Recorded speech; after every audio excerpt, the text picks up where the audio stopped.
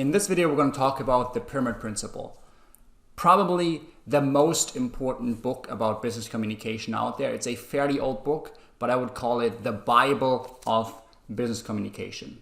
This book was written by Barbara Minto, a former management consultant at McKinsey. She was, I think, the first female consultant actually at McKinsey in the 70s or 80s. Back then, McKinsey was known for very detailed analysis, lots of information, long written memos, but they struggled with communicating concisely with clients, and clients had trouble understanding the essence of some of their recommendations and insights.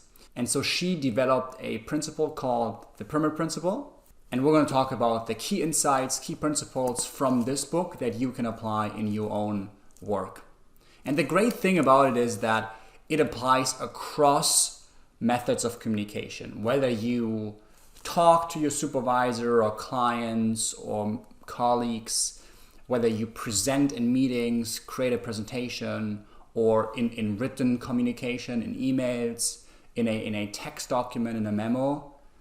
These principles apply across the board, and that's super powerful. And a lot of the tactics and things we do today, like using action titles at the top of a presentation, using bullet points in emails to provide further details, communicating top-down, starting with the answer. All these things are based on this book.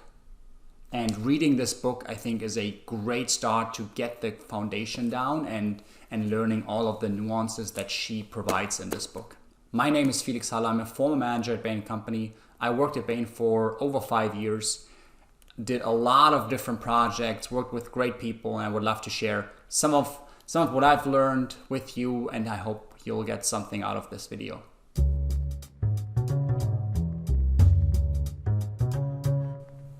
The first learning I want you to take away from this video is to think first and write later. You first have to think about what you actually want to communicate. And that's one of the lessons from her book is first you need to be crystal clear what you actually want to communicate, and then structure your communication in a way that your audience can quickly digest it and get to your point. A couple examples to bring home that point of what not to do. For instance, when you get asked, hey, where should we eat tonight? If a partner or a friend asks you, hey, you want to eat out tonight, where should we eat? An unstructured communication, and what a lot of people would do is say, I like Italian food. Oh, there was this new Italian pizzeria that just opened. Oh, but what about Indian food? We haven't had Indian food in a while. Oh, and John recommended this sushi place. I think there are a lot of good options out there. What do you think? This is a fairly unstructured communication. You've received a lot of information about different types of cuisines, types of restaurants, but it's a little unclear what the message is, what the person actually recommends. Is it Italian food? Is it Indian? Which restaurant? Which one not? So that person talked for a minute, but there wasn't any key point, any key message.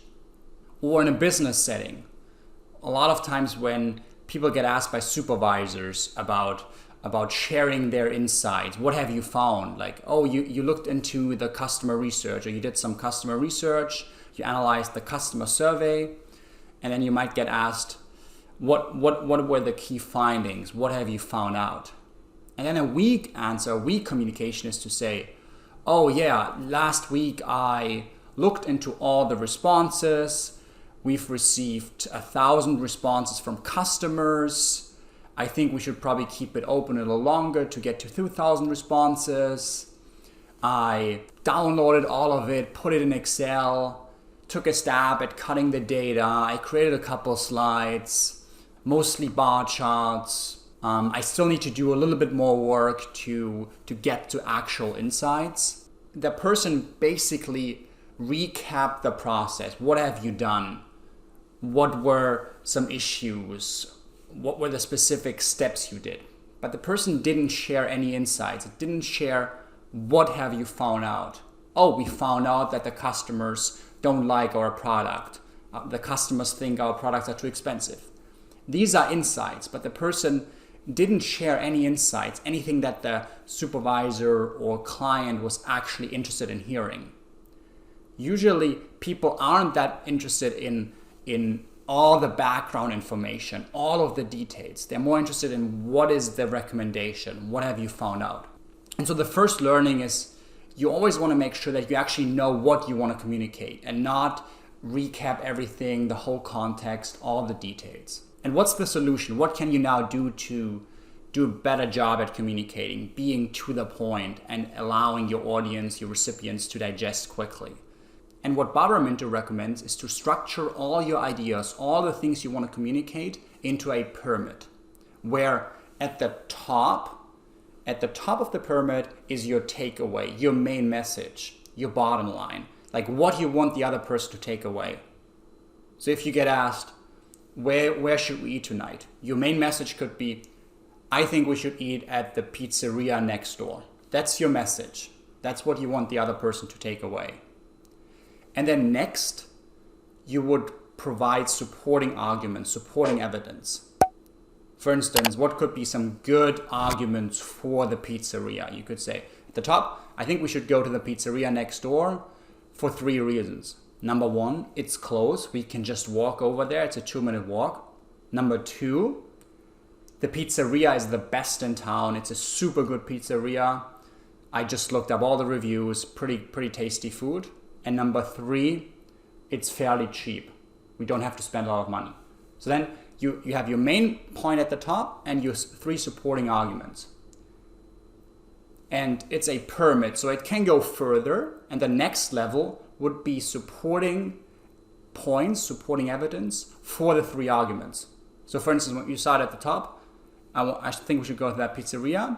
The first argument was, it's next door, it's super close. Supporting evidence could be, hey, I looked up on Google Maps, it literally takes 2 minutes to walk there. Or another supporting evidence could be, I asked a friend, he said it's 2 minutes.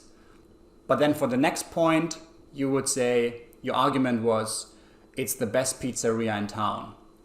Next level supporting evidence could be, you looked up Yelp reviews, you looked up Google reviews, or you asked friends, etc. The point being is, every level summarizes the level below. So you have your top recommendation, your message at the top, supporting arguments below. And then for each of the supporting arguments, you would provide supporting evidence, data, facts, logic that proves that point. And to share more of a business-related example, if the question is, hey, should we buy a company? We looked at this new startup, super promising company. I'm interested in knowing if we should buy that company. And so you could say at the top, my main message, my takeaway is, yes, we should buy this company. And then what are the supporting arguments for that message? Could be, for instance, number 1, it's an attractive, profitable company. Number 2, the market the company plays in is large and it's growing. And number 3, the competitive dynamics are favorable. There isn't a lot of competition. And so if all of these 3 arguments are correct, your main message logically has to be correct too, at least if you structure your pyramid the right way. Each level you go up summarizes the statements below it. And so we talked about the different arguments. Now you go to the next level to prove each of these arguments. Your first argument was the company is an attractive company. So how can you prove the argument that a company is attractive? You could look at, for instance, high profit margins. So then you could look at data. Do they actually have high profit margins? If you find data confirming that, that helps you prove your argument as an attractive company. So high profit margins, quality employees, etc. So you're trying to find specific pieces of evidence supporting your argument. Our second point was that the market is large and growing. So here, pretty straightforward. What could be supporting evidence supporting this point? We could look at market forecasts, like what's the current size of the market, looking at external market research, maybe we do our own model to estimate the market size, and then what will the growth rates be in the future. And that proves our argument. And the last point we mentioned was around the competitive dynamics, that there aren't a lot of competitors or that it's a favorable environment for us. And what could you look at? You could look at the market share currently. What's our market share? How fragmented is the market? Like, what are the other strong competitors? Look into them. How much stronger are they? What's their competitive advantage? How good is our NPS? What do customers think? This is usually a good idea to ask customers, get them to rate different companies and see if the company is actually perceived as stronger than competitors. And figuring out all the pieces of evidence, all the information analysis proves the next level up, all the arguments, and then confirming all the arguments, proving them to be correct, proves our point or supports our main message to say, this is a good acquisition, we should buy this company. I hope this was clear how you use the pyramid to structure your communication, structure your argument. And so what are the key takeaways? Number one, you start at the top with your main message. Even when you communicate, you don't start with the evidence. You don't say, oh, I looked into the margins, I looked into the employees, they have quality employees, I looked at the market size, etc. And therefore, I think we should buy them.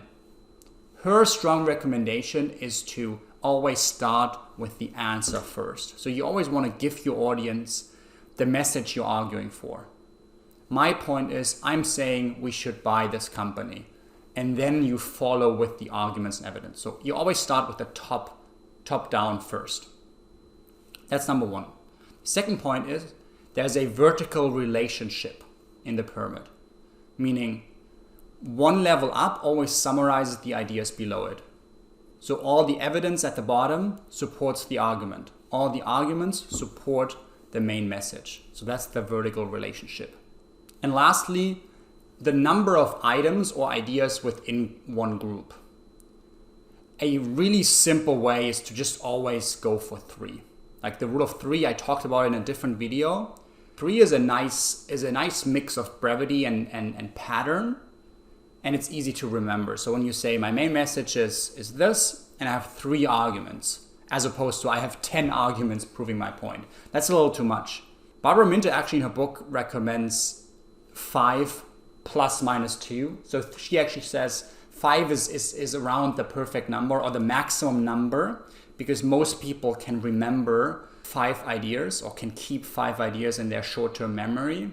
But over time in practice, people have moved towards 3, 4, 5 as the maximum number you want to have within one group. So when your main message is we should buy the company, go for 3. If you need more, 4, maybe 5, but don't go for way more than that. And the same is within an argument. Try to get to 2, 3 pieces of evidence. Don't share 10 pieces of evidence. That's definitely too much. So this was my first video about the pyramid principle, the book by Barbara Minter. I will obviously put a link into the description. And please let me know if there are any thoughts, questions, and leave them in the comment section. And I hope to see you in the next video.